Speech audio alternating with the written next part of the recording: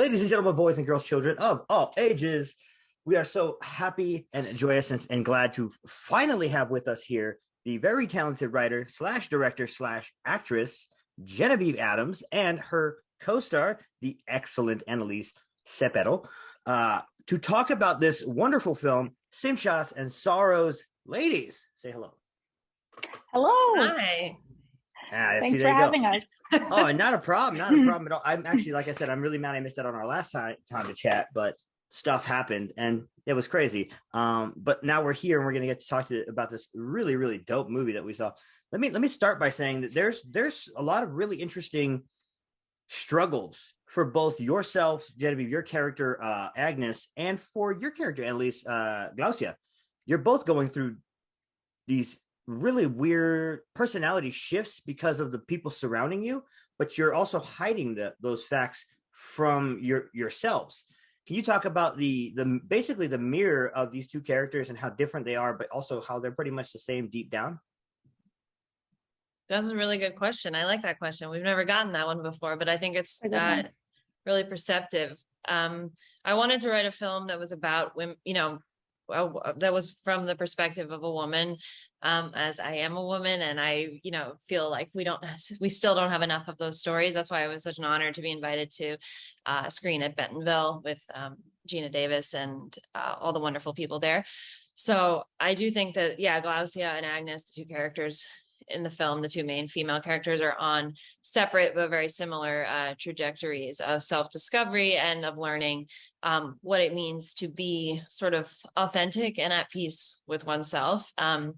And they do sort of, in a superficial sense, look very different, but when you get down to it thematically, I think they're both coming to terms with who they are and their flaws and learning to sort of embrace themselves, warts and all, and get used to that. And that's sort of a coming of age arc, and also like a bit of spiritual self-discovery, I think.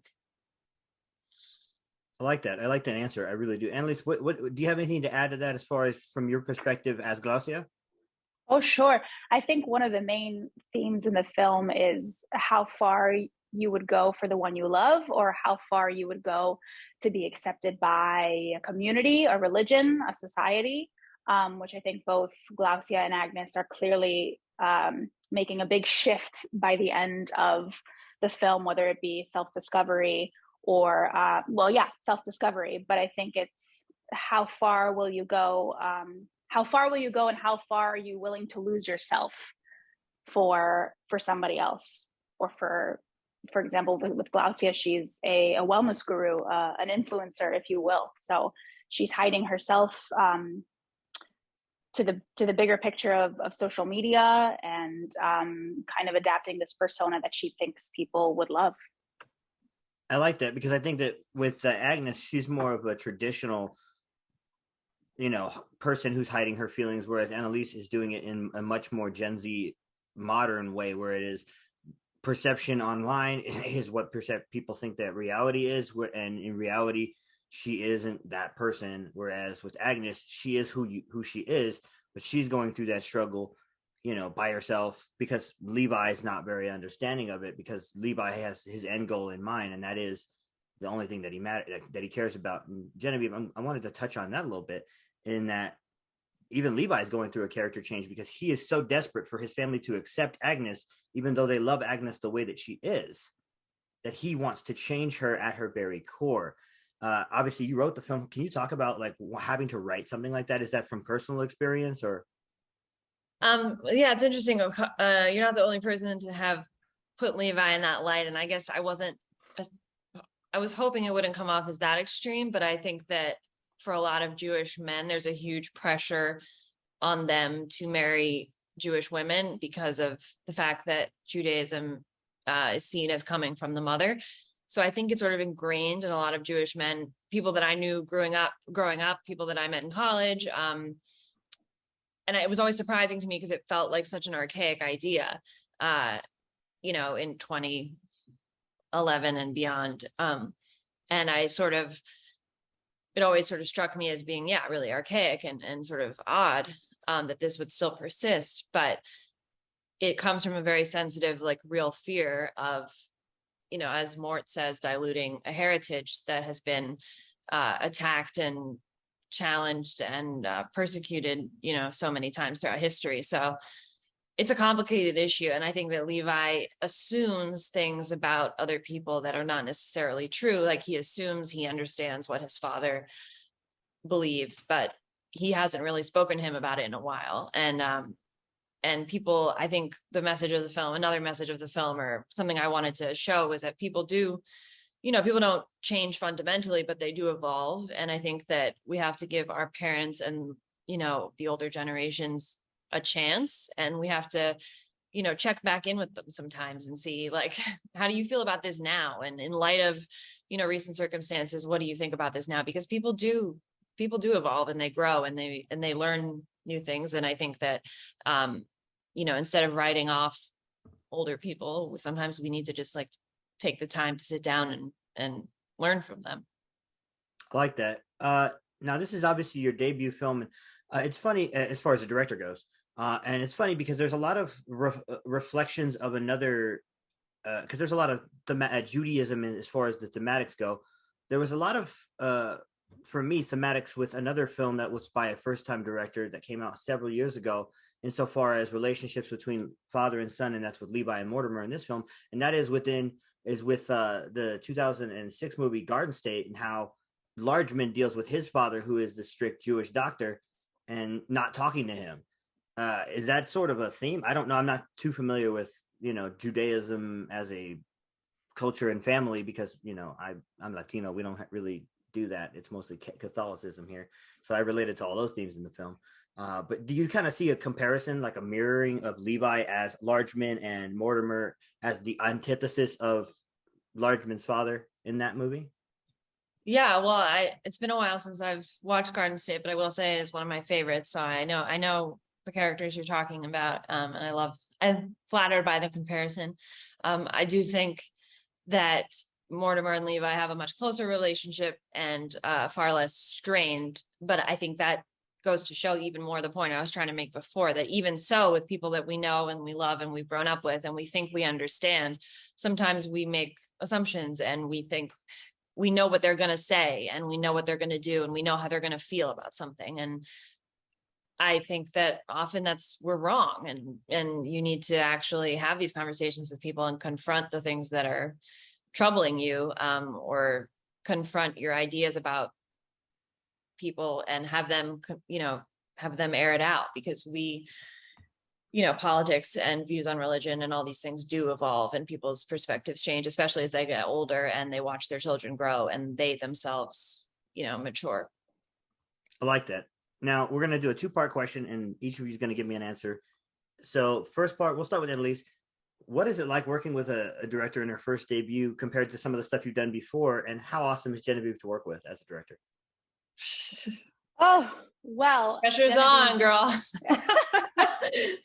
No, Genevieve was a dream to work with. Before I met her, I just had this sense of, this is going to be amazing.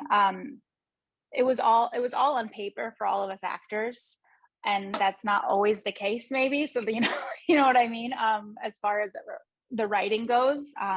So it was all there for us, but even though it was all there for us, there was such an encouragement and positive attitude on set when it came to just kind of going for it and playing around. And I know that in some of the film, some of the improv is kept in the film, which is just so delicious as an actor to play with. And there were so many moments where me and Jen were just cackling, laughing while the cameras were rolling, so we just had so much fun. She created such an amazing environment for all of us to work in. And as a person, she's incredible. And I feel very honored to be in this. I feel very honored to be in this film, and to be talking about it is very special. But in terms of what was the other question? The difference of what? The difference between working with some of the more established directors that you work with and someone doing their debut, which Genevieve is. Okay. Yes. Well, I think not that the story feels more or less, I don't know what I'm trying to say. I think that it feels closer to home. And you can tell how much she cared about the film and how much she cared about the people that were in it. And not saying that other things I've done, people just didn't care about you. That's not what I'm saying at all. But it's a different familial and familiar feeling, and it does feel intimate. Like on independent sets, it does feel a lot more intimate, and it feels everybody's there to tell the story, and that they want to be there, and they want to do that they want to do the best that they can. And I feel like when there's a smaller crew on an independent set, you get to know everybody a little better. So it just felt a lot more comfortable going to set every day. I like if that answers your question at all. No, yeah. It absolutely does. It does. I mean, when you go from something like, I nerded out when I look, because anytime I get a guest, I look up kind of what they've done, and I was like, West Side Story. Well, time to nerd out because I'm a musical nerd. So I was really nerdy. Oh, me too. Right? No, me too. Yeah. Like, oh my God, dude. Yeah, I mean, like on a set like that, it was just a whirlwind, and Chaos. it's so much bigger than you. You know what I mean? It's just, I mean, in a way, it was very intimate in the fact that everybody knew your name on set, and they knew everyone, and we had a lot of collaboration going on, which was nice. But it's a bigger set; it feels a lot different. At times it doesn't feel as intimate. I love that. And part 2 of the question is for you, Genevieve. Your cast is so diverse. Your cast is so amazing. One of my favorite casting choices is Nate. You got John Cullum, who's an amazing, if you guys don't know John Cullum, he's an amazing character actor who has been doing this for a very long time. I love a lot of the choices that you made here for the cast. I want to talk about what it was like casting the film and the choice to make Rabbi Cohen Hari Neff. I want to talk about that too. So yeah, let's get into that. Well, I was so lucky to work with Scotty Anderson and Harrison Nesbitt, who are amazing casting directors. And when you have really smart, thoughtful people like that you're working with in casting, it makes a huge difference. I think people often don't sing casting directors' praises enough. The good ones are just amazing, and they're hugely responsible for a film being successful or not. So I was very lucky to work with them, and they, they suggested John Cullum, because they work with they just really like, intelligent New York, often theater actors. John, I saw him in August Osage County. I've seen him on Broadway many times. And I was just like, really? You think he would even look at it? And, he's just the sweetest man, and like a massive talent. And I was only sad we didn't get more time to work together, because we had such a intense shooting schedule, and his scenes were so dialogue heavy, and we were in a location that we did not have much time in. So I think about it now, I'm like, oh, it would have been so fun to like chat and tell stories and all that. But yeah, the cast was incredible, and I think I had so many amazing actors to pick from. Annalise was incredible. It just like the people it was very clear to me who was right for it. And that you asked about Hari, her name was on a list of people generated by Scotty and Harrison, and I watched her reel and I was laughing out loud at some of her scenes and various TV shows she's done. And so we sent her the script and made the offer, and we met up for coffee, and we talked for like 2.5 hours about her. She grew up Jewish in a more conservative kind of background, and had a lot to say about various themes in the script. And I just thought, she's perfect. I hope she says yes. And she did. Oh yeah, she's great. She pulls off that arc, because that character, Rabbi Cohen, goes through a pretty big arc, and she pulls it off really nicely. I think that was really, good piece of casting, as was, the piece of casting for Glaucia. I thought that was really nicely done too. She's actually here with us, and I'm pretty happy about that. So now I like to always ask. Steals the show. She does. She's really good. I'm going to tell you, Annalise. I'm going to tell you, with Glaucia, I was like, I really don't like this hipster girl. I don't like her. And then it flips on you, and you're like, I love her. As somebody, when we were at Bentonville, someone was like, your character drove me nuts. I was like, sorry. Annalise, I'm from LA, and so that's like a typical, like, she starts out as this typical shallow LA person, and then she flips on you and you love her. Oh, I love that. Well, thank you. I loved that. So I always like to ask two very fun questions to all the guests that I have. And so the first one I'm going to ask you guys, and you can both answer, is who are some people that are in the business that you guys look to as inspirations? Wow. So many people. I know. I will say, just having been in Bentonville, Geena Davis is a hero. I think what she's doing, this institute that she started, is just so necessary and so important for women in the business and for everyone in the business, just to make it a fairer playing field and more honest and more diverse. I love Greta Gerwig. I think she's a breath of fresh air and always really smart and interesting and fun and funny. Can't wait to see her Barbie movie. That's going to be me too. great. I'm very excited about that. So many people. Meryl Streep, Tilda Swinton, as I say in the yes. That's such a good meta pick, because it's like, if you've seen the movie, you understand why that's so funny. She's just so cool. Tilda Swinton's the coolest, man. I mean, I love those picks. I love Greta. It's funny because when I look at you, Genevieve, I do see a doppelganger between all those lovely ladies in your face. Like, I see a little bit of Meryl, a little bit of Greta. Yeah. Bit of that. Am I wrong here, Annalise? No, you're not wrong. You're not. I see it too. Right? Now, Annalise, who are some people for you? God, I'm like sitting here while you guys are talking, trying to think. There's so many. I mean, I could just list off my favorite actors who I always turn to for inspiration, kind of when I'm feeling a little lost and what do I do? How do I bring this to life? Toni Collette. I love Toni Collette. Ugh. Mariska, Mariska Hargitay, just as a human being and as an actor. And Law and Order SVU has been my favorite show since I was 6 years old, probably too young to be watching. And you worked on it, right? And recently I did. When I tell you it was a dream come true, I had never been more nervous on a set as well.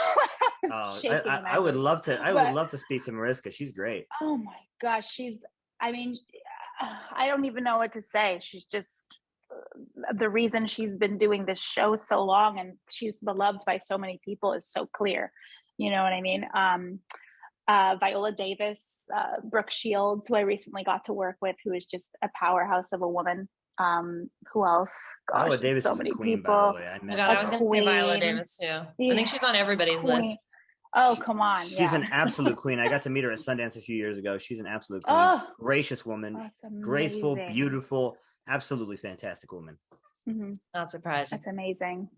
Yeah, it's not surprising at all. Those are great picks, Annalise. I love that. And I want to take this second before I ask the next question to thank Bentonville and all the people at Bentonville for letting me cover the festival. As a male critic, it's a lot less endearing to invite us to that festival, but I feel like listen, it's movies all about women, and so sometimes you get a lot of the critics online, particularly in the larger sense, they're a bunch of incels, and I can recognize and look back and see that from just the way that they speak on women.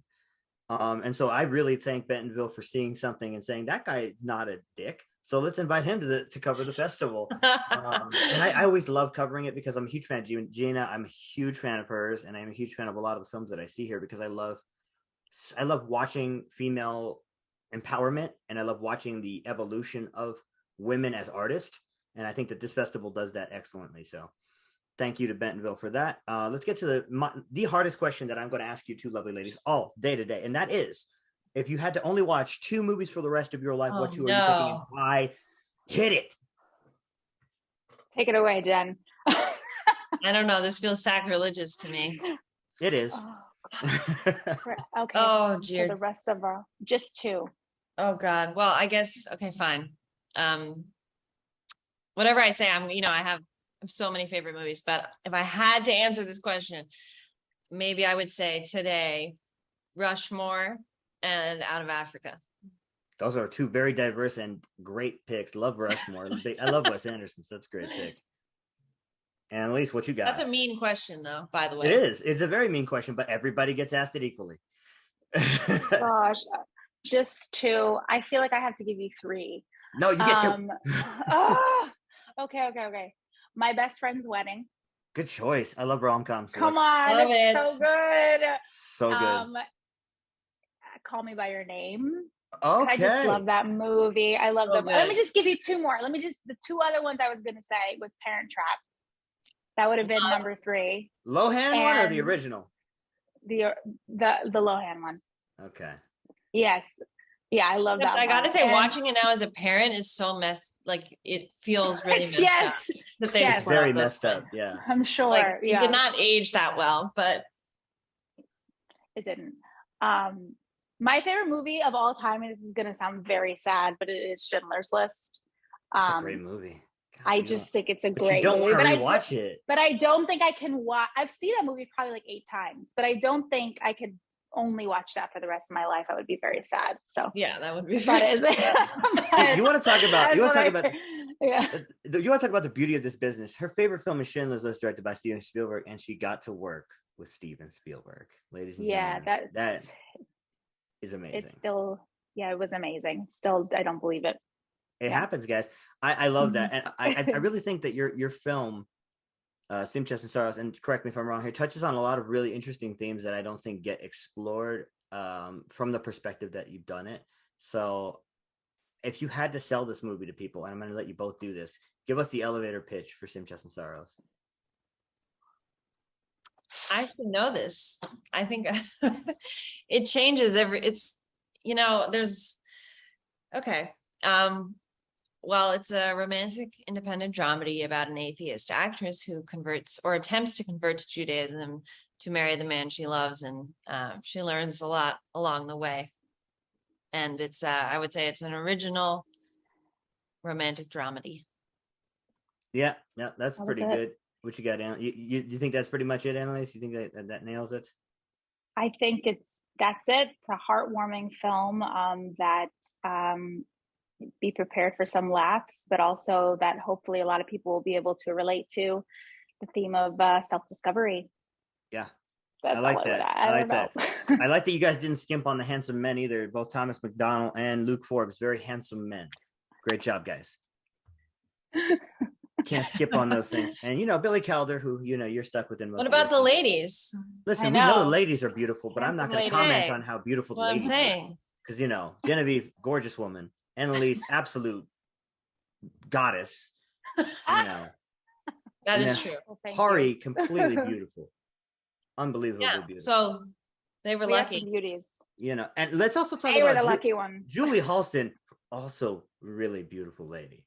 Good Love her so much. And she's your mom. She's your mom technically in that movie, right? No, she's the casting director. Really. But we have sort of a mother-daughter-y kind of a relationship. Yeah, she's great, man. She's great. She's hilarious. Yeah. And such a group. She's an amazing actress, an amazing person. Yeah, I love that. And like I said, just handsome people all over. And then also, I wanted to bring up the little girl, Torin, who plays Sparrow. I love that character. She's my favorite character in the whole movie.